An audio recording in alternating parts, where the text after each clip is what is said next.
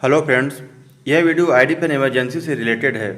इस वीडियो में हम जानेंगे कि आईडी पेन क्या होता है, एक आईडी पेन ट्रिप होने की कंडीशन में सिस्टम पर क्या इफेक्ट पड़ता है और साथ ही जानेंगे कि एक आईडी पेन ट्रिप होने की कंडीशन में सिस्टम को कैसे हैंडल किया जाता है।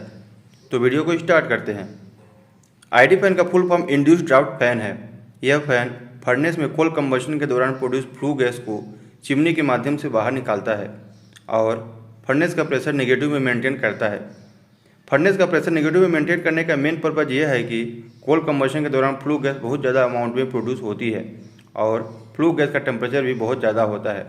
यदि बॉयलर फर्नेस का प्रेशर नेगेटिव में मेंटेन नहीं करेंगे तो यह हाई टेम्परेचर वाली फ्लू गैस बॉयलर और फ्लू गैस डक्ट से लीक हो जाएगी, जिसके कारण आसपास के इक्विपमेंट्स और जो मैन पावर वर्क कर रहा है उनको डैमेज कर सकता है।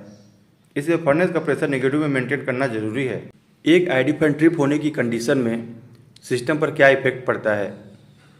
नॉर्मली जब प्लांट फुल लोड पर रन कर रहा होता है तो दोनों आईडी पेन सर्विस में होते हैं, लेकिन यदि किसी वजह से एक आईडी पेन ट्रिप हो गया तो उसके कॉरस्पॉन्डिंग एफडी और उस पास का पीए फैन भी ट्रिप हो जाता है। पीए फैन के ट्रिप होने से एक मिल भी इंटरलॉक में होने की वजह से ट्रिप हो जाएगी। इस कंडीशन में फर्नेस का प्रेशर इंक्रीज होने लगता है। यदि इसे मेंटेन नहीं किया गया तो हाई प्रेशर पर बॉयलर ट्रिप हो सकता है। इसके साथ ही बॉयलर ड्रम का लेवल फ्लक्चुएट करेगा।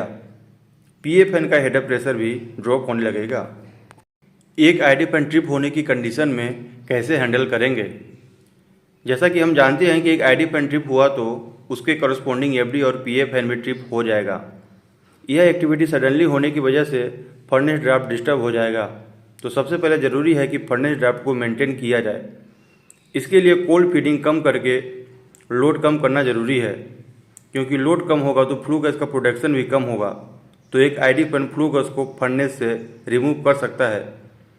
इसके बाद अगर पॉसिबल हो तो जो आईडी पेन सर्विस में है उसका लोड इंक्रीज करेंगे ताकि ज़्यादा से ज़्यादा फ्लू गैस को रिमूव आउट हो सके।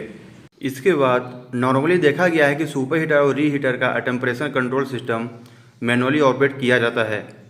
इसलिए इस कंडीशन में टेम्परेचर कंट्रोल सिस्टम का वाल्व क्लोज होना जरूरी है, क्योंकि जैसे ही लोड कम होगा तो मेन स्टीम का टेम्परेचर भी डिक्रीज होगा। ऐसे में अगर स्प्रे कंट्रोल वाल्व ओपन रहेगा तो एमएस का टेम्परेचर और भी कम हो जाएगा, जिसकी वजह से एमएस टेम्परेचर लो पर टरबाइन ट्रिप हो सकती है। तो दोस्तों, आपको यह वीडियो कैसा लगा कमेंट में ज़रूर बताएं और ऐसे वीडियो को देखने के लिए चैनल को सब्सक्राइब करें। धन्यवाद।